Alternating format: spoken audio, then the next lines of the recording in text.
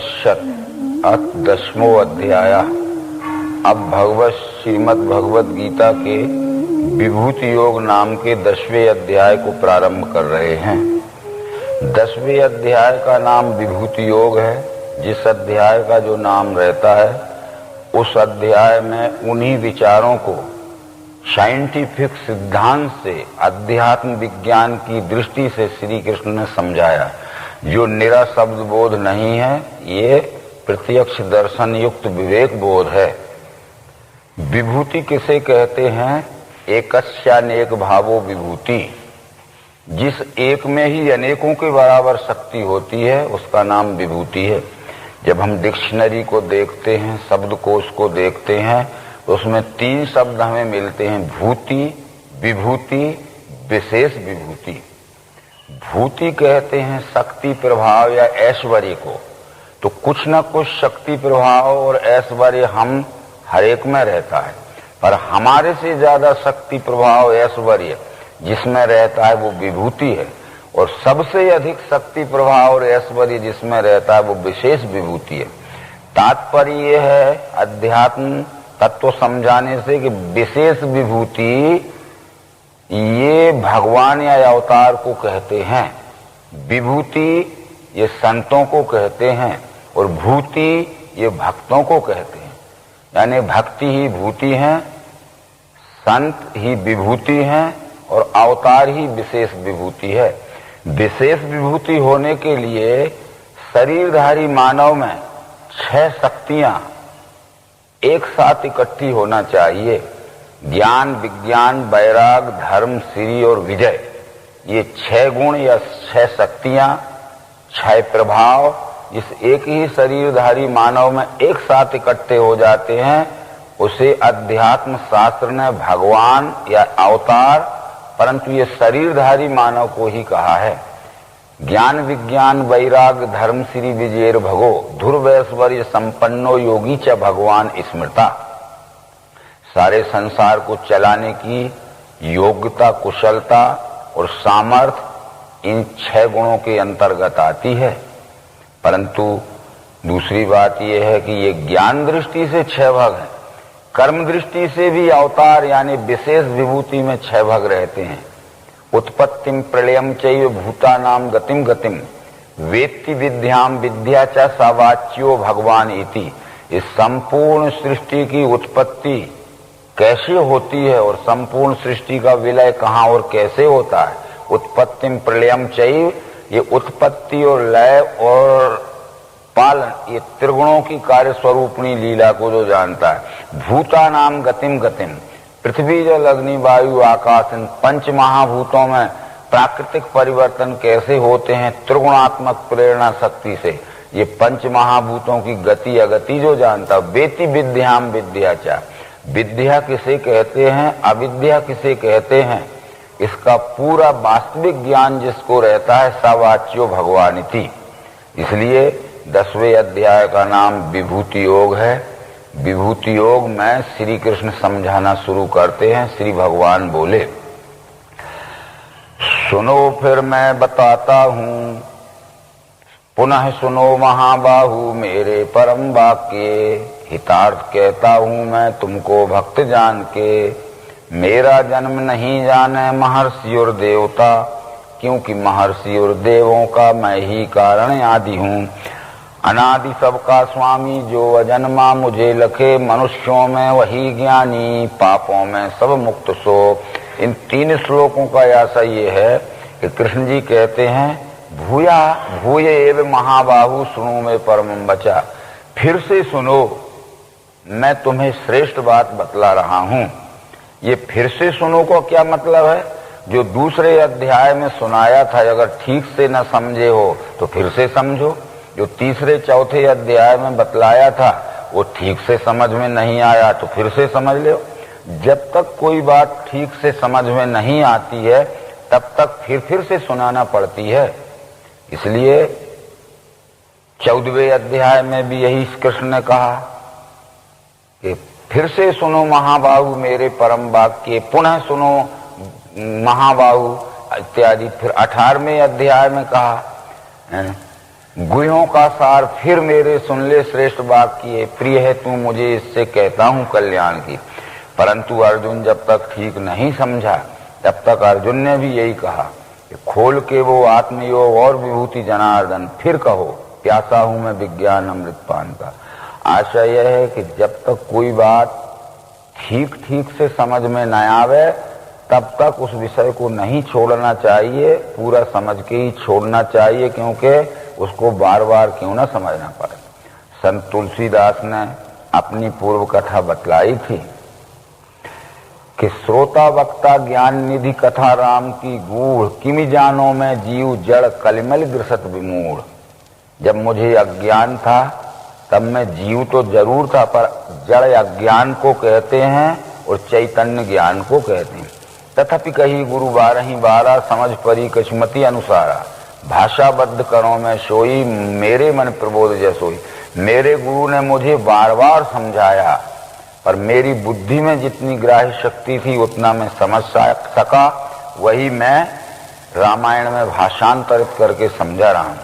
आदि शंकराचार्य जब अपने गुरु गोविंद पादाचार्य के पास गए थे अथा तो ब्रह्म जिज्ञासा लेके कि मुझे ब्रह्म का दर्शन कराइए, तो एक मिट्टी का छोटा सा टुकड़ा लेके और हाथ पे रख के गोविंद पादाचार्य ने बतलाया था कि एक मृत पिंड विज्ञानात् सर्वम मृण्मय धीर यथा तथैक ब्रह्म बोधेन जगत बुद्धि विमानिताम। मिट्टी के एक छोटे से टुकड़े को अच्छी तरह से परख लिया, पहचान लिया विश्लेषणात्मक परीक्षण की पद्धति से कि कौन कौन से गुण तत्व उस मिट्टी के टुकड़े में है, तो संपूर्ण मिट्टी की पहचान हो जाती है। इसी तरह अगर एक पिंड में ब्रह्म को अच्छी तरह समझ लिया कौन कौन से गुण तत्व उस पिंड में है, तो संपूर्ण विश्व में ब्रह्म की पहचान हो जाती है। परंतु शंकराचार्य ने कहा कि मैं ब्रह्म दर्शन की बात करता हूं, आपने मिट्टी का टुकड़ा हाथ पे रख के समझाया, तो उन्होंने विचार बदला नहीं गोविंद पादाचार्य ने। वो कहते हैं अत शुद्धम भवेद वस्तु यद्वै वाचा या गोचरम दृष्टव्यम मृत घटे नैव दृष्टांतेन पुनः पुनः। मैंने मिट्टी के टुकड़े और मिट्टी का दृष्टांत जो तुझे समझा है, इसको बार बार तू समझ कि मिट्टी का एक छोटा टुकड़ा भी मिट्टी है और संपूर्ण मिट्टी भी मिट्टी है। एक छोटे से टुकड़े में जो गुण तत्व मौजूद हैं वो संपूर्ण मिट्टी में वही गुण तत्व मौजूद हैं। यत यत पिंडे तत्त ब्रह्मांडे। तब शंकराचार्य ने उत्तर दिया कि पिंड ब्रह्मांडियो रेक्यम सुरविदानी विप्रयत्नता पाताल भूधरा लोका तथान्य दीप सागरा। जो पिंड में है वही ब्रह्मांड में है, सब मिलकर एक है, चाहे कहीं भी जाओ। तो वो जब तक ज्ञान समझ में नहीं आया तो पूर्व अध्यायों में जो समझा चुके थे उसको फिर ये कहा कि फिर से सुनो महाबाहु मेरे परम वाक्य हितार्थ कहता हूं मैं तुमको जान के। ये विश्वरूप का प्रभाव कब हुआ, कैसे हुआ और कब इसका विलय होगा, ये बड़े बड़े महर्षि और देवता नहीं जानते हैं, क्योंकि विश्वरूप अनादि है। ये विश्व अनादि है, उसमें हुए ब्रह्म ऋषि और महर्षि ये पश्चात में हुए ये आदि हैं। ये आदि वस्तु अनादि के प्रभाव को नहीं जान सकती। ऋग्वेद का 10वां मंडल जहाँ समाप्त होता है वहाँ वेद ने ये बतलाया है कि इस विश्व की ओर जब हम देखते हैं तो ये तो हम निश्चित कह सकते हैं कि विश्व ही ये परमात्मा है, विश्व ही ब्रह्म है। परंतु को अद्धा वेद काहि प्रवोचित कुत या जाता कुत इयम विशिष्टि अर्वाग देवा यस विसर्जने। वो कहते हैं को अद्धा वेद, आज कौन जानता है, का ये प्रवोचित कौन कह सकता है, कुत या जाता ये संपूर्ण कहां से बना, कुत यम विशिष्टि किसने इसको बनाया, अर्वाग देवा यस विसर्जने और कहां इसका लय होगा। ये हम नहीं बतला सकते कि कब बना, कैसे बना, किसने बनाया और कहां इसका अंत होगा, पर ये जरूर कह सकते हैं कि यह विश्व ही परमात्मा। इसलिए अनादि के प्रभाव को कोई नहीं जान सकता। इस उद्देश्य को लेकर कृष्ण जी कह रहे हैं कि विश्व रूप के प्रभाव को न में विदु प्रभवम स्वर्गा और महात्मा नहीं जानते। अनादि सबका स्वामी जो अजन्मा मुझे लखे मनुष्यों में वही ज्ञानी पापों से सब मुक्त है। ये विश्व रूप अनादि है और सृष्टि आदि है। यदि विश्व ना हो तो सृष्टि नहीं हो सकती, और सृष्टि ना रहे तब भी विश्व रूप रह सकता है। ये विभूतियों के जो लक्षण रहते हैं इस श्लोक नंबर 4 से 6 तक बतलाए गए हैं। बुद्धि ज्ञान असम मोह दम सत्य सम क्षमा सुख दुख ना सुत्पत्ति जाने वैसे भयावह अहिंसा क्षमता तुष्टि तप दान यशायस भूतों में मुझसे हो गए भिन्न भिन्न विकार। ये बुद्धि, कुछ मनुष्य ऐसे रहते हैं जिन्हें परमात्मा का कुछ ज्ञान नहीं रहता पर बुद्धि के बड़े कुशाग्र रहते हैं। ये बुद्धि भी स्वाभाविक देन है प्रकृति की। किसी किसी को परमात्मा का ज्ञान नहीं रहता है पर वो अन्य बातों में बहुत बड़े ज्ञानी रहते हैं। असम्मोह है, यानी कुछ मनुष्य परमात्मा को नहीं जानते हैं पर उनकी प्रिय से प्रिय वस्तुओं का भी वियोग हो जाता है तो किंचित भी उन्हें मोह नहीं आता है, यानी शोक नहीं होता है। वो इस तरह से ये एक एक दो दो गुण तो हम सब में रह सकते हैं पर ये सब गुण जहाँ इकट्ठे हो जाते हैं वो विभूति होती है। वो सब गुणों के नाम इस श्लोक नंबर में बतलाए गए हैं। परंतु ब्रह्मा के आदि के पुत्र मनु 14 महर्षि 11 इनसे ये सारी प्रजा की रचना बनी। महर्षिया सप्त पूर्वे चत्वारो मनवस्तथा मदभावा मानसा जाता ऐशाम लोक इमा प्रजा।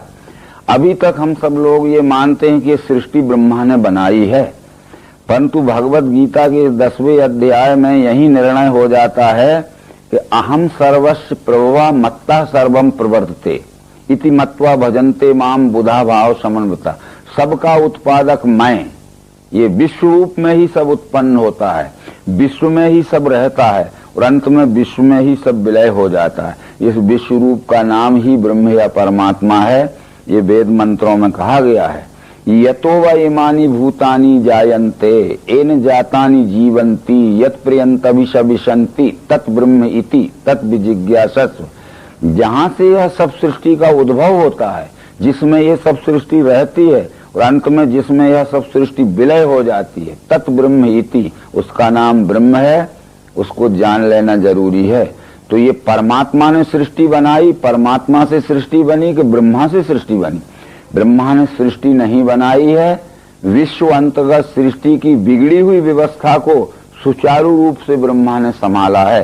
यानी इस तरह से जैसे आज राज्य की व्यवस्था बिगड़ जाती है, देश की व्यवस्था बिगड़ जाती है, तो हम फिर से सृजना करते हैं, यानी फिर से व्यवस्था निर्माण करते हैं। इस तरह ब्रह्मा ने हाथी घोड़े ऊंट झाड़ पेड़ नदी पहाड़ नहीं बनाए हैं, ये सब स्वयंभू हैं। इनमें जो कुछ भी अव्यवस्था हो गई थी वो अव्यवस्था को सुव्यवस्था में संभाला है। तो ये भागवत महापुराण के दूसरे स्कंद के 9वें अध्याय के 30 से 36 श्लोक तक वर्णन है। तो ब्रह्मा जब नारायण के पश्चात प्रथम प्रजापति इस सृष्टि व्यवस्था संचालन करने वाले नियुक्त हुए तो अकेला आदमी कोई व्यवस्था नहीं चला सकता। जैसे राष्ट्र व्यवस्था चलाने के लिए राष्ट्रपति की या प्रधानमंत्री की नियुक्ति होती है, तो अकेला व्यक्ति व्यवस्था नहीं चला सकता, उसको विभागीय लोगों को नियुक्ति करना पड़ती है। शिक्षा विभाग, डाकतार विभाग, रेल विभाग, वन विभाग आदि आदि। ऐसे ही ब्रह्मा ने अपनी व्यवस्था को सुचारू रूप से चलाने के लिए 11 महर्षि और 14 मनु नियुक्त किए, मनोनीत किए। 11 महर्षियों में थे मरीच, अंगरा, अत्रि, पुलस, पुलह, कीर्तु, वशिष्ठ और सनक, सनंदन, सनातन और सनत कुमार। और 14 मनुओं में स्वयंभू मनु, वैवस्वत मनु आदि थे। ये महर्षि ब्राह्मण वर्ण के पुरुष हैं जो ज्ञान विज्ञान संपन्न होके सत्य ज्ञान का प्रचार प्रसार जनता में फैलावें और अंधविश्वास और रोचक भयानक से छुड़ावें। और उनके प्रचार कार्य में जो बाधा डाले महर्षियों के, क्षत्रिय वर्ण के लोगों को मनु कहते हैं, वो उनको बाधा डालने वालों को दंड देवें ताकि व्यवस्था गड़बड़ न हो पावे। ये श्लोक में ये बताया गया है।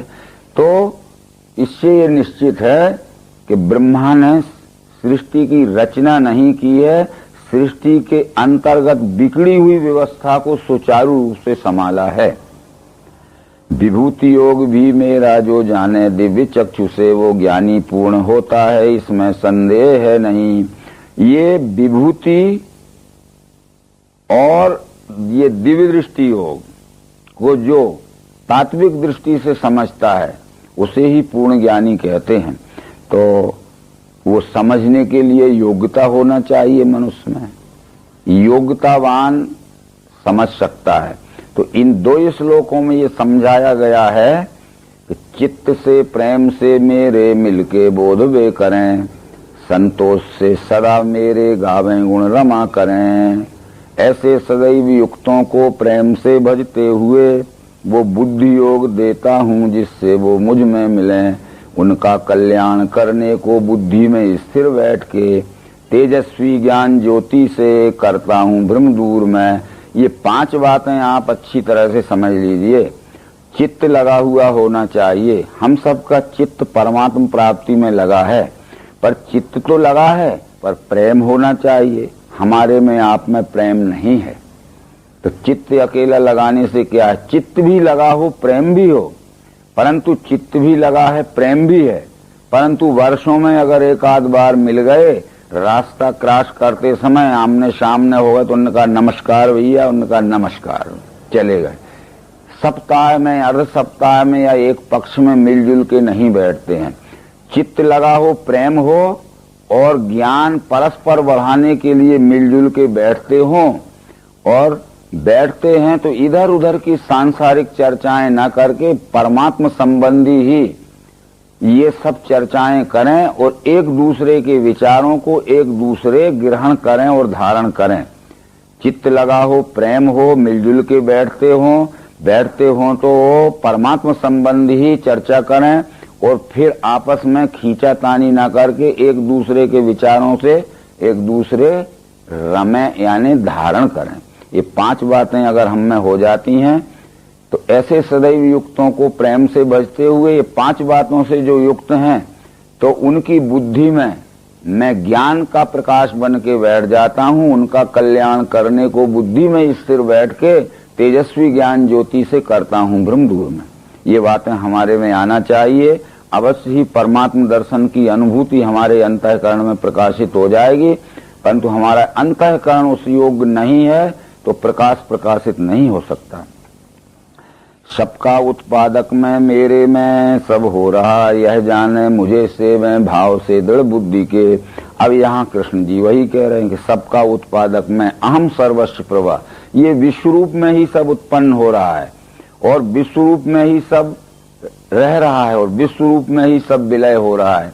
हम जब प्रत्यक्ष देखते हैं तो जो कुछ भी होता है सब विश्व में ही होता है और जो कुछ भी है वो सब विश्व में भी है, और न रहने के बाद जब विलय होता है तब विश्व में ही सब विलय हो जाता है।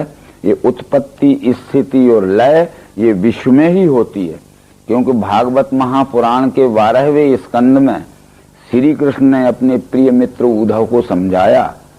वो आत्मैव तदिदं विश्वम तत्सृजते सृजति प्रभु, त्रायते त्राति विश्वात्मा ह्रियते हर्तीश्वरा। आत्मा एव इदम विश्वम, हे उद्धव यह विश्व ही परमात्मा है। तत्सृजते सृजति त्रायते त्राति ह्रियते हर्तीश्वरा, विश्व आत्मा वह विश्वरूपी परमात्मा उत्पत्ति, स्थिति और लय अपने में ही आप कर लेता है, किसी के सहायता की जरूरत नहीं। यानी उत्पत्ति, स्थिति और लय उसके सत रज तम 3 गुणों की स्वयंभू कार्य स्वरूपणी लीला है। इस तरह वहां भी बतलाया गया है, ये सब विश्व में हो रहा है।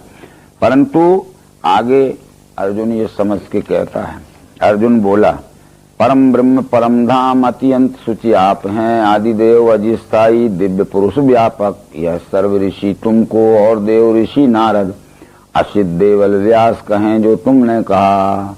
ये मैं इस बात को अच्छी तरह अब धीरे धीरे समझने लगा कि आप जो कहते हो पहले तो मुझे सत्य सी मालूम नहीं पड़ रही थी, मैंने सब सत्य ही माना। कृष्ण जो आपने कहा भगवान देव दैत्यों को नहीं दर्शन आपके, इतना 10वें अध्याय तक समझने पर अर्जुन के मुंह से ये पहली बार शब्द निकले हैं कि मैंने सब सत्य ही माना कृष्ण जो आपने कहा, भगवान देव दैत्यों को नहीं दर्शन आपके।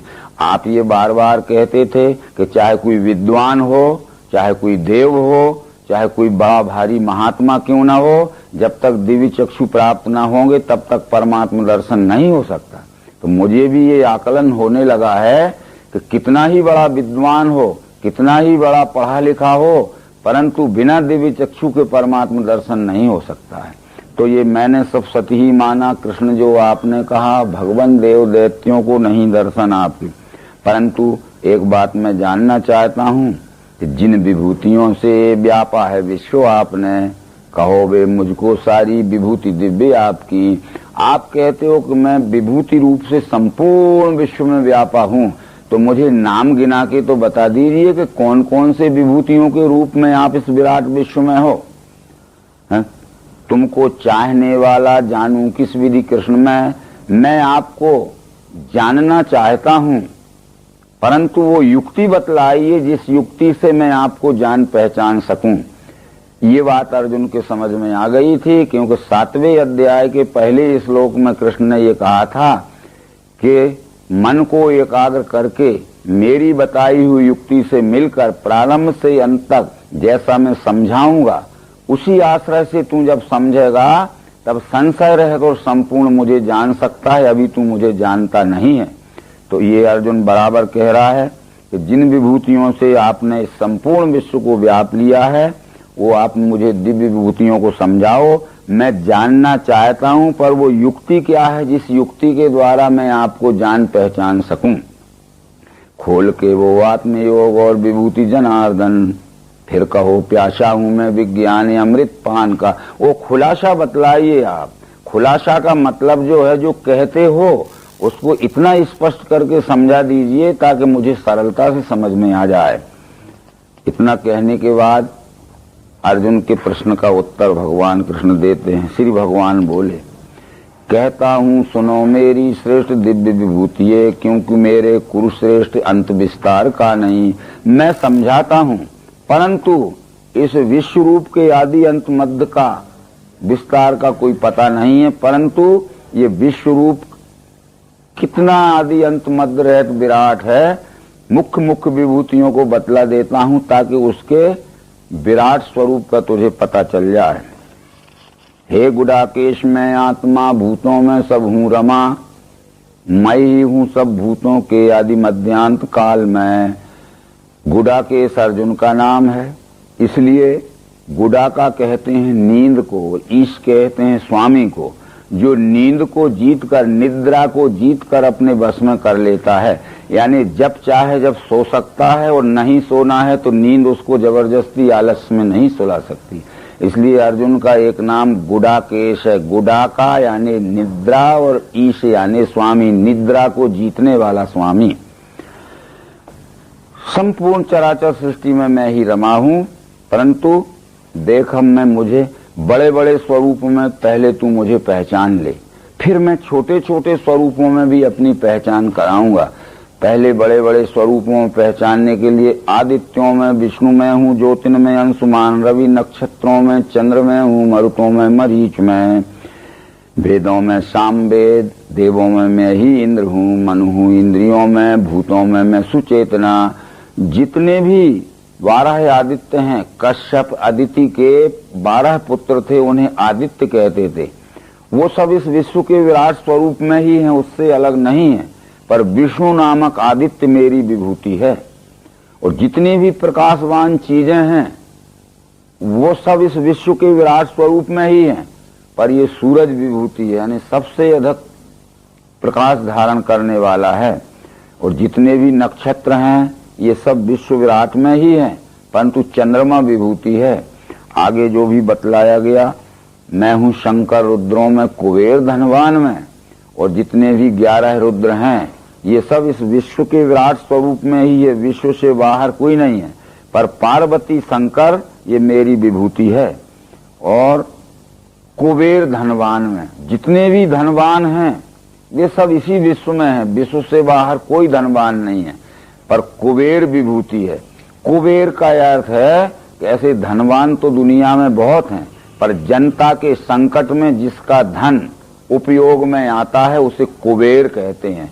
शायद ये बात आप भी समझते होंगे, एक कुबेरा आती है जिसे कहते हैं जनता पर संकट आता है। संकट के समय जो उदारता पूर्वक संकट निवारण करने के लिए जनता को अपने धन को देता है, वो धनवानों में विभूति होता है।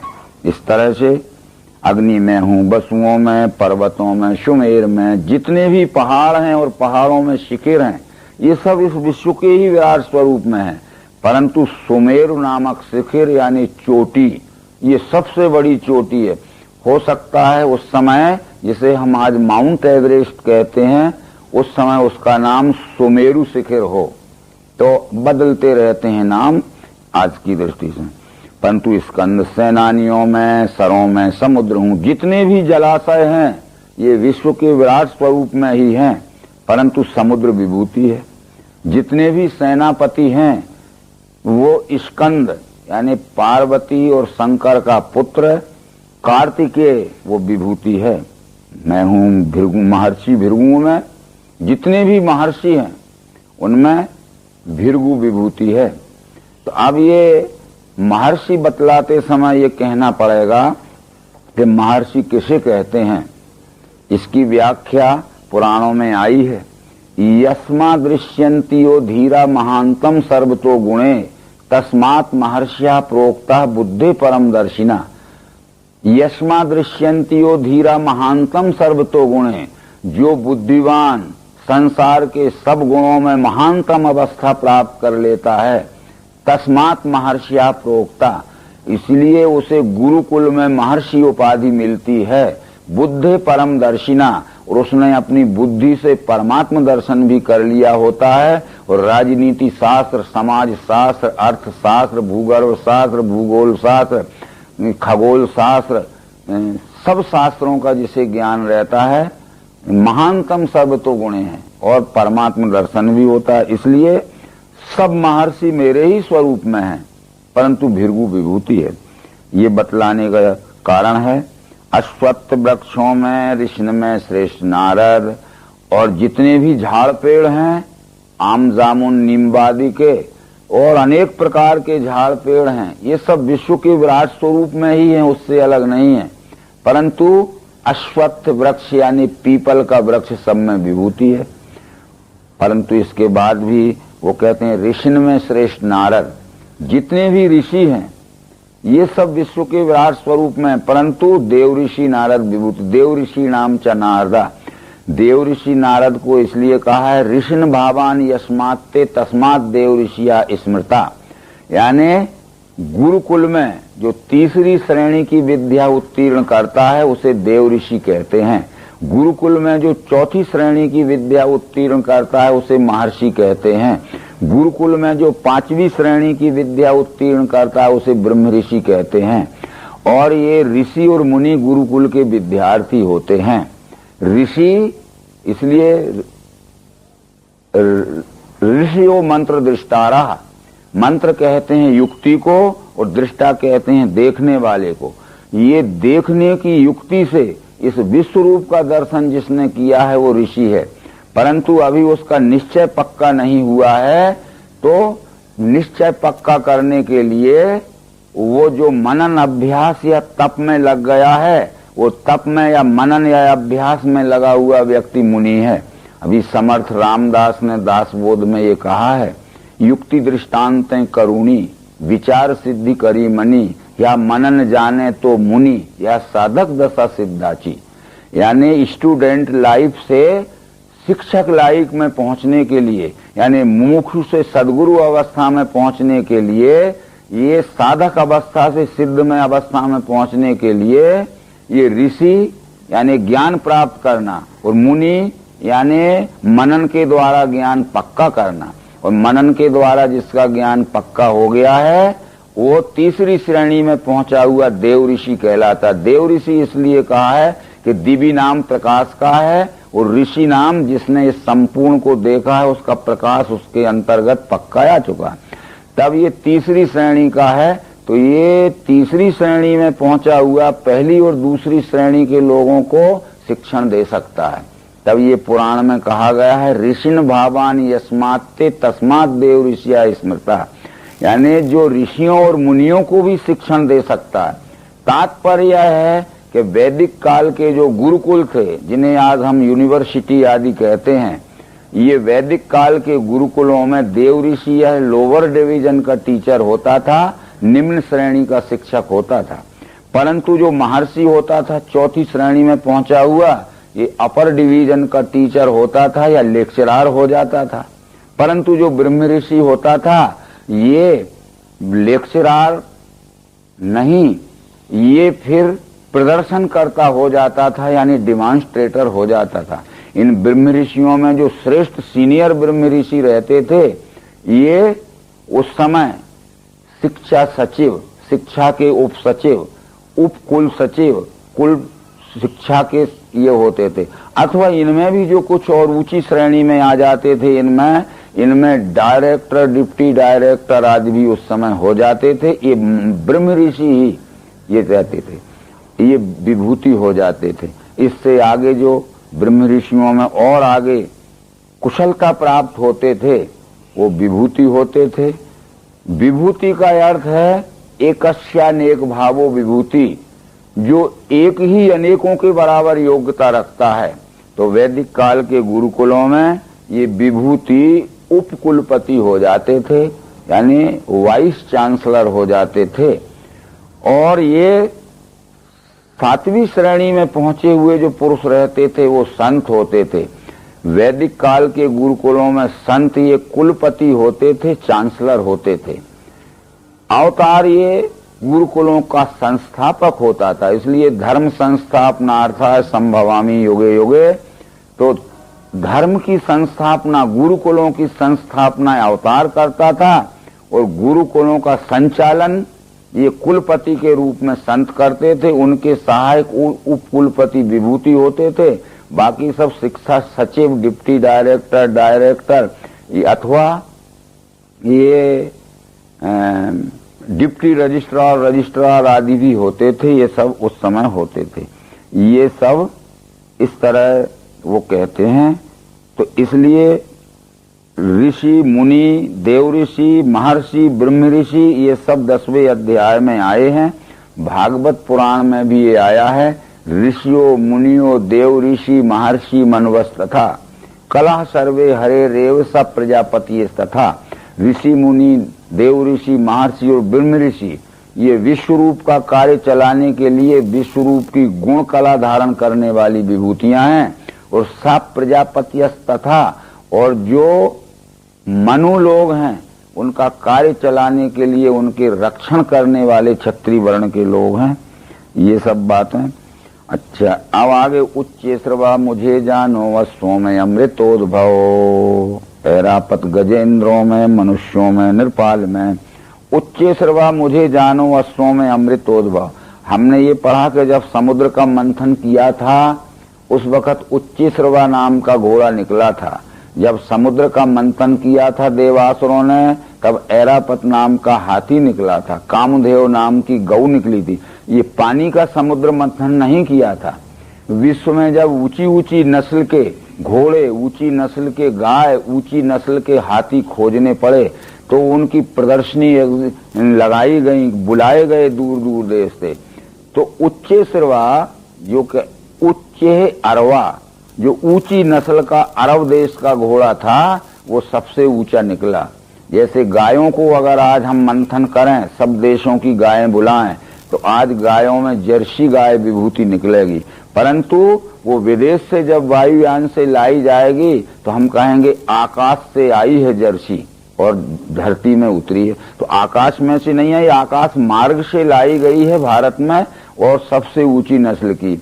जब रामचंद्र जी का अभिषेक होने वाला था, तो महाराज दशरथ ने अनेक देशों से अनेक प्रकार की बहुमूल्य वस्तुएं बुलाई थीं।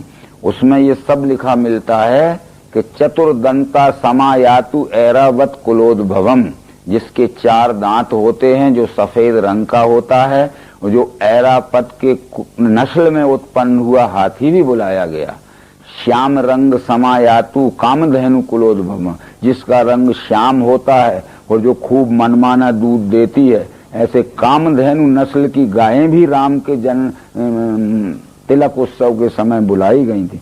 तो ये कामधेनु अथवा ऐरावत अथवा उच्च श्रवा इस विश्व में ही मिलने वाले ऊंची ऊंची नस्ल के ये जानवर हैं, ना कि पानी से निकाले गए हैं। हाँ, जल मार्ग से आए होंगे, जब फॉरेन से आए, स्टीमर से आए होंगे तो महीनों जल में चले थे वो स्टीमर में, परंतु फिर पानी में से भूतल पर आए थे। तो पानी में से निकले का मतलब है जल मार्ग से आए और पृथ्वी पे आए। पानी में कोई कारखाना नहीं था या उनका जनरेशन नहीं था। आयुधों में वज्र में हूँ, गौओं में कामधेनु में, प्रजा उत्पत्ति में काम, सर्पों में मैं बाष्पी। आयुधों में वज्र में हूँ, जितने भी आयुध हैं, आयुध कहते हैं जो अग्नि के प्रयोग से चलते हैं। ये शस्त्र और अस्त्र अथवा शक्ति अनेक प्रकार के हथियार रहते हैं। शस्त्र उसे कहते हैं जो हाथ से पकड़ के मारा जाता है, जैसे गदा है, तलवार है। अस्त्र उसे कहते हैं जो अग्नि के प्रयोग से चलते हैं, जैसे बंदूक है, आजकल के इलेक्ट्रॉन हैं। और शक्ति उसे कहते हैं जो हाथ से पकड़ के ताकत भर फेंक के मारी जाती है। इस तरह से जितने भी अस्त्र शस्त्र हैं वो सब इस विश्वरूप में ही उपलब्ध होते हैं, परंतु वो अग्नि के प्रयोग से चलने वाले जो हैं या विद्युत प्रयोग से चलने वाले हैं वो विशेष मार करने वाली विभूति हैं। और सर्पों में मैं ही बाष्पी। ये सर्प अवश्य ही ये अंडज प्राणी हैं, तो इनमें सर्पों में भी अनेक प्रकार की जातियां हैं जिन्होंने जंगम विष यानी चलते फिरते प्राणियों का ये के विष की खोज की है। तो आज तक ये करीब करीब 1500-1600 जातियों के सर्प पाए गए हैं। ये सब जहरीले नहीं होते हैं, 2-3 जाति के सर्प ही जहरीले होते हैं, काला नाग आदि और दरवीकर या करकोटक जो रहते हैं, तो उनमें ये वासु की विभूति है। और अनंत में हूँ नागों में, ये नाग और सर्प अलग अलग हैं। नाग ये मनुष्य की जाति है, तो ये जितने भी नाग जाति के मनुष्य हैं वो सब इसी विश्व में हैं, पर वासु की अनंत नाग विभूति है। अनंत नाग की बहन का नाम जरत्कारु था। वो एक ऋषि के पुत्र को ब्याही थी, उसके पुत्र का नाम आस्तिक था। जब एक ऋषि के पुत्र को ये अनंत नाग की बहन की शादी हुई तो वो अपने राजमहल में ले गई, तो वहां ऋषि के पुत्र ने पलंग थे, उन पर सफेद रंग के दूध की फैन की तरह उफनाते हुए चादर बिछे हुए थे, मोतियों की झालरें लटकी हुई थी। ऐसा भव्य महल देखा। यदि ये नाग को किसी मिट्टी के पोल में रहने वाला प्राणी मान लें तो महल का वर्णन जो भारत में आया है वो नाग यानी मनुष्यों की जाति। नाग लोगों से हमेशा युद्ध होता था। रावण ने बहुत से नाग को युद्ध करके अपने कैद खाने में रखा था। नाग कन्या सुलोचना थी जो अति सुंदरी थी और मेघनाद को ब्याही थी। आज भी हमारे देश में नाग जाति के लोग हैं। तो इस तरह नाग ये मनुष्य की जाति है। प्रहलाद मैं हूँ, दैत्यों में, गणकों में मैं काल हूँ। और जितने भी दैत्य हैं वो सब इस विश्वरूप में हैं, पर हिरण्यकश्यप का पुत्र प्रहलाद विभूति है। इसलिए विभूति है कि प्रहलाद को नरसिंह अवतार से दिव्य चक्षु मिले थे और दिव्य चक्षु प्राप्त करने के पश्चात प्रहलाद ने ये कहा था अपने पिता से कि ये विष्णु ही परमात्मा है। विष्णु पुराण के प्रथम अंश में लिखा है कि प्रहलाद अपने पिता को बार बार यही समझाता था कि न शब्द गोचरम यस्य योगी ध्येयम परम पदम यतो यच्च स्वयं विश्वम सा विष्णु परमेश्वरा। यानी ये शब्दों में कहने से नहीं दिखता है, प्रत्यक्षीकरण में देखने दिखाने से ही दिखता है। ये स्वयंभू विश्वरूप जो दिख रहा है इसका नाम ही विष्णु है, इसका नाम ही परमेश्वर है। पर ये ज्ञान प्रहलाद को कहाँ से हुआ था? ये नरसिंह पुराण पढ़ने पे पता चलता है कि हिरण्यकश्यप पुत्र प्रहलाद नाम पुण्यवान दिव्येन चक्षुषा सिंहम पश्यत देव भागतम। हिरण्यकश्यप के पुण्यवान पुत्र प्रहलाद को नरसिंह अवतार ने दिव्य चक्षु देकर यह विष्णु ही परमात्मा है यह ज्ञान करा दिया था। तब वो बार बार कहता था कि यतो यच्च स्वयं विश्वम स विष्णु परमेश्वर। इसलिए जितने भी दैत्य हैं ये इस विश्व के विराट स्वरूप में ही हैं, परंतु प्रहलाद विभूति है, क्योंकि वो दिव्य चक्षु प्राप्त दैत्य है। वायु मृगों में, व्याघ्र में ही हूँ, पक्षिण में, बैनते में, जितने भी चौपाई जानवर हैं ये सब इस विश्व के विराट स्वरूप में ही, चाहे हरण मृग हो, चाहे गाय भैंस हो, चाहे चतुष्पाद कोई भी जानवर हो, बिल्ली कुत्ते हो, ये सब विश्व के विराट स्वरूप, परंतु सिंह विभूति है। और जितने भी पक्षी हैं उनमें गरुड़ विभूति है। शस्त्रधारियों में राम मैं हूं और नदियों में मैं जाह्नवी।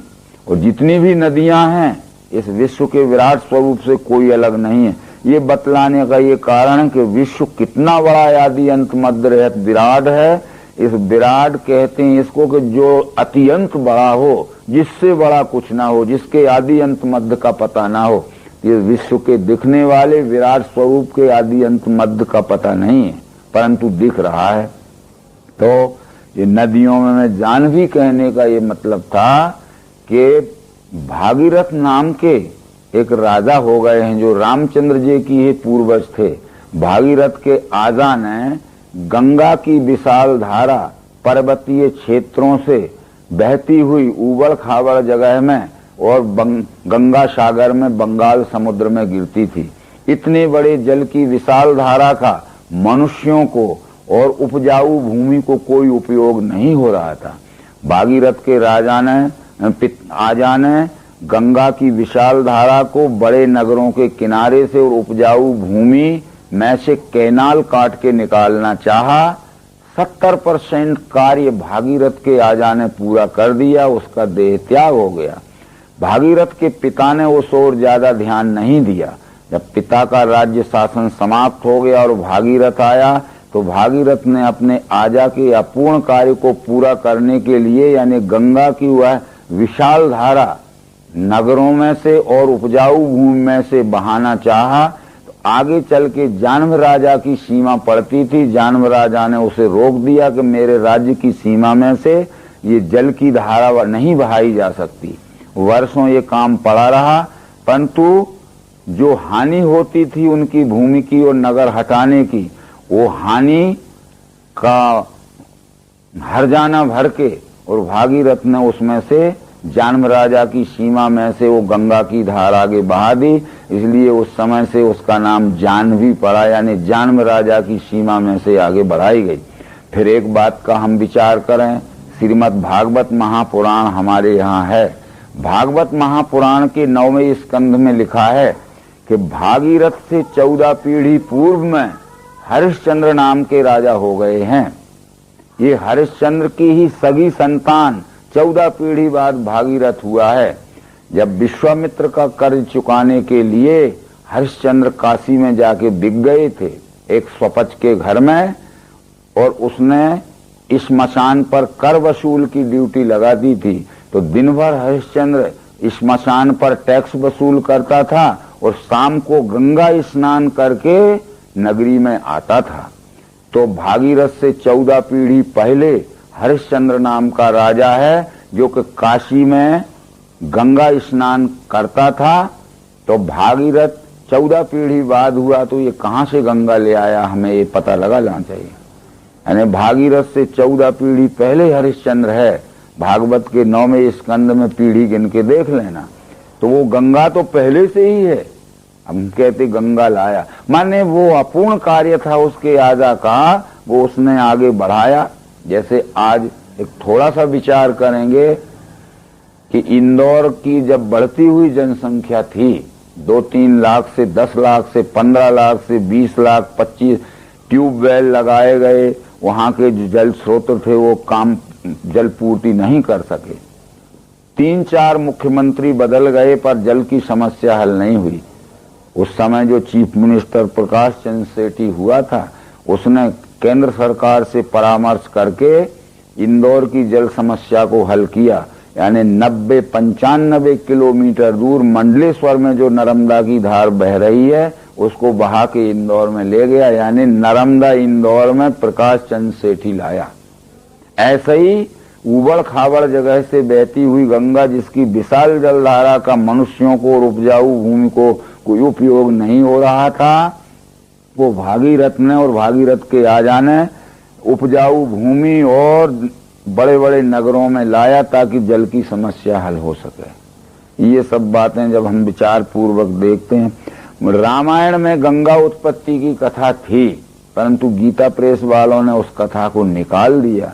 जब उनसे पूछा गया कि आपने इस कथा को क्यों निकाला है, तो वो कहते हैं भागवत के 9वें स्कंद में लिखा है कि भागीरथ के 14 पीढ़ी पहले भी गंगा है काशी में। और हम कहते भागीरथ लाया, तो वो कहाँ से लाया?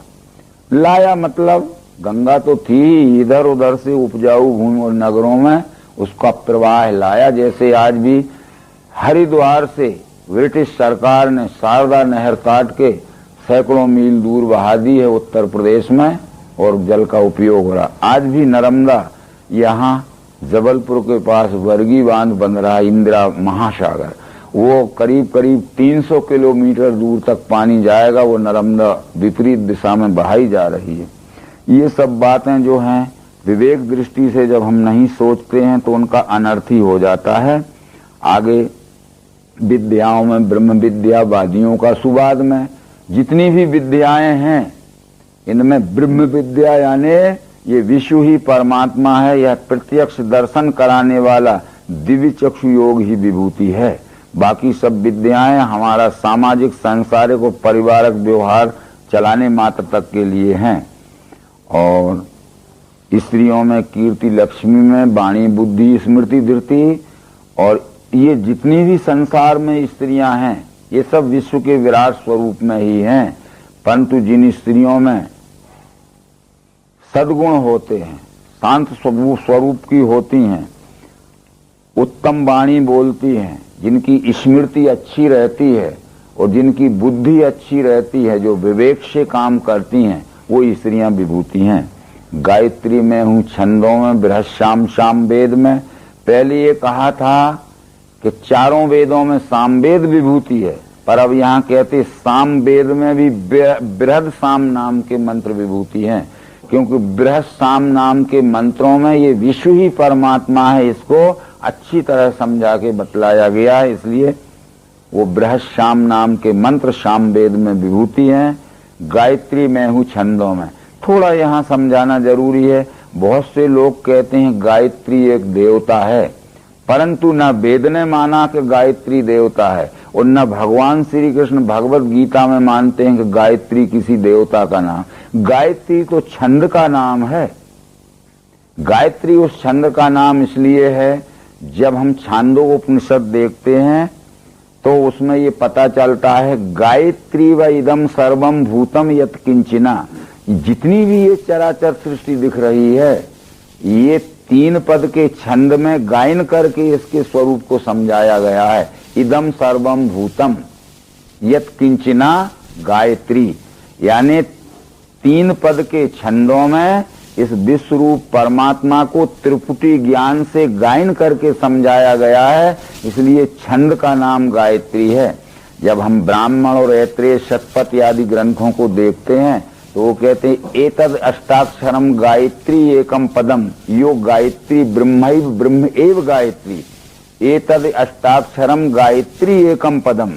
जिसके एक पद में 8 अक्षर हैं, ऐसे 3 पदों में जिसका स्वरूप समझाया गया है वह ब्रह्म है, और ब्रह्म गायत्री मंत्र में ब्रह्म की पहचान कराई गई है। इसलिए गायत्री कोई देवता नहीं है, गायत्री मंत्र में विश्व रूप परमात्मा की पहचान कराई गई है। तब फिर ये निश्चित आता है कि सबसे पहला अक्षर है ओम। ओम भूर्भुवः स्वः तत्सवितुर्वरेण्यं भर्गो देवस्य धीमहि धियो यो नः प्रचोदयात्। ये ओम पे सारी व्याख्या है। ओम इति ब्रह्म, ओम इति इदम सर्वम विचिंतेत ओंकार मात्र सचराचरम। ओम यह 3 अक्षरों का जोड़ है, आ उ मा। आ उ मा इस मनुष्य की मानवाकार शकल का प्रतीत है। आपने वहां भी पढ़ा होगा, आकार युगल चरण, ओकार उदर विशाल, मकार महामंडल मस्तिकाकारी। यानी आ शब्द यह कमर से नीचे का हिस्सा जो है इसको अधोभाग कहते हैं। अधोभाग इस शब्द से अक्षर लिया गया। कमर से गर्दन तक का जो हिस्सा है इसको उदर भाग कहते हैं। उदर भाग इस शब्द से ऊ अक्षर लिया गया और गर्दन से ऊंचे का हिस्सा इसे मस्तिष्क भाग कहते हैं। मस्तिष्क भाग इस शब्द से माँ अक्षर लिया गया। शॉर्ट फॉर्म में आ उ माँ ये बन गया। अब जब हम सहज में उच्चारण करते हैं तो बराबर आ का उच्चारण हमारे परा स्थान से नीचे स्थान से स्फुरित होता है और पश्यंती यानी हृदय को पार करते हुए जब मध्यमा में आता है तब हमारा मुंह बंद होने लगता है और जब केवल हमारे मुंह में आ जाता है हलंत लगा हुआ माँ आधा माँ तो मुंह बंद हो जाता है। इसको थोड़ा विचार करिए। आ हम 5 मिनट भी कहते रहेंगे तो मुंह पूरा खुला रहेगा क्योंकि अभी वो परा स्थान में। जब पश्यंती हृदय और मध्यमा में आया तो मुंह सुकुन आ और माँ कहा तो मुंह बंद हो जाए। नीचे से चला आ इस तरह के विचार जो हैं वो आगे विचार बताए। इसलिए एक गायत्री छंद का नाम है। तेजस्वियों का मैं तेज, छलों में मैं ही धूत हूँ, स्वकर्म यज्ञ में ही हूँ, तप में तपवान का।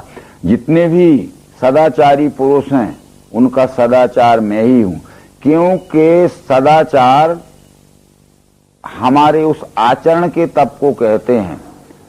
आचरण से जो तपा हुआ मनुष्य है वो तेजस्वी रहता है। और स्वकर्म यज्ञ मैं ही हूँ, अपने अपने स्वकर्म द्वारा सच्चाई के साथ जो सेवा की जाती है वो सेवा यज्ञ मैं ही हूँ। विष्णुओं में वासुदेव, पांडवों में विभूति तू, मैं हूँ मुनियों में व्यास, कविन में उष्णा कवि। जितने भी वृष्णि कुल में उत्पन्न हुए हैं वे सब विश्व के विराट स्वरूप में ही है, पर श्री कृष्ण विभूति है। बराबर श्री कृष्ण अपने को यहाँ परमात्मा नहीं कह रहे हैं। वृष्णि कुल में उत्पन्न हुए जितने भी व्यक्ति हैं वो सब इसी विश्व के विराट स्वरूप में है, पर श्री कृष्ण विभूति है। और जितने भी शस्त्रधारी हैं वे इसी विश्व में हैं, परंतु श्री राम विभूति है। और जितने भी मननशील पुरुष हैं इसी विश्व में हैं, परंतु व्यास विभूति है। ये विभूति बतलाते। तो विभूति का अर्थ यही था, एकस्यानेक भावो विभूति, जो एक में ही अनेकों के बराबर योग्यता और शक्ति रहती है। शिक्षा करने वालों में दंड नीति जयुक्त की, और जो भी किसी को शिक्षा देना है तो प्रार्थना करके उसको सतमार्ग पे नहीं लाया जा सकता। पहले निवेदन करके उसको हम सतमार्ग पे लावें, दुराचार छुड़ाएं। यदि निवेदन करने पर नहीं मानता है तो अवश्य दंड देके उसको सतमार्ग पे लाना चाहिए। आज हमारे देश में दंड शास्त्र नहीं है, इसलिए सब अराजकता बढ़ गई है।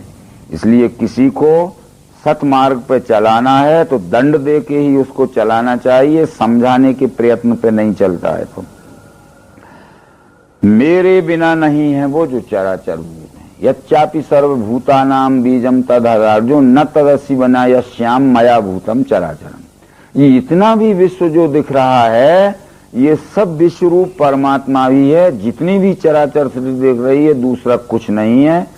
अब ये सब उसी विश्व रूप में है। ऐसा कहने के बाद वो मेरे दिव्य विभूति इनका अंत नहीं, परंतप यह विभूति विस्तार मेरे उद्देश्य से कहा। ये विश्व का विराट स्वरूप कितना बड़ा है, इसलिए इस विभूति को मैंने विस्तार पूर्वक तुझे समझाया है, ताकि विश्व के आदि अंत मध्य रहे स्वरूप का तुझे सहज में ही ज्ञान हो जाए। ऐश्वर्य अथवा शोभा जो जो श्रेष्ठ प्रभाव की, वो विभूति मेरे ही तेज के अंश से बनी। जो शोभा सुंदरता युक्त वस्तु है, जो बल युक्त वस्तु है, जो धन युक्त वस्तु है, यानी जिसमें किसी न किसी प्रकार की शक्ति प्रभाव और ऐश्वर्य विशेष है, वो परमात्मा की विभूति है। इसलिए उस विभूति को परमात्मा स्वरूप जान के उसका आदर करो। विभूति के साथ में द्वैतमय या अपने व्यष्टि सुख भोग के लिए उसको आसक्तिमय व्यवहार मत करो। इस तरह से आगे वो कहते हैं, अथवा इन बातों से लाभ क्या तुझे, अथवा बहुने तेन किम ज्ञातेन तवार्जुन विष्टव्यामिदम कृतिष्णम एकांशेन स्थितो जगत। ये मत समझ लेना कि जो मैंने बड़ी बड़ी चीजें तुझे बतलाई हैं इन्हीं में मैं हूँ। विष्टव्यामिदम कृतिष्णम एकांशेन स्थितो जगत। इदम कृतिष्णम जगत, यह संपूर्ण चराचर जगत जो दिख रहा है, विष्टव्या यानी व्याप कर, एकांशेन स्थितो, मैं एक एक कण में भी व्याप्त हूँ, इसलिए अणुवनियाम भी मैं हूँ और महितो महियाम भी मैं हूँ। छोटे से लेकर बड़ा तक, बड़े से छोटे तक, स्थूल से लेकर सूक्ष्म तक, सूक्ष्म से लेकर स्थूल तक, स्थूल आदि सूक्ष्म पर्यंत में तत् विश्वरूपम, ये सब विश्वरूप परमात्मा ही है। अब इस तरह से तू परमात्मा को इस विश्व के रूप में देख और इस विश्व के रूप में दिखने वाले परमात्मा की स्वकर्म द्वारा यथोचित और यथोशक्ति सेवा कर। ये तेरा मानव जन्म लेना सार्थक हो जाएगा। तू भीख मांगने के लिए क्यों भाग रहा है? ये तो निष्क्रिय पुरुषों के, आलसी पुरुषों के, पुरुषार्थ या क्लैब्यता धारण करने वाले पुरुषों के लक्षण हैं। बस इतना समझाते हुए ये विभूति योग नाम के 10वें अध्याय को संपूर्ण किया। ओम शांति नर्मदे हर।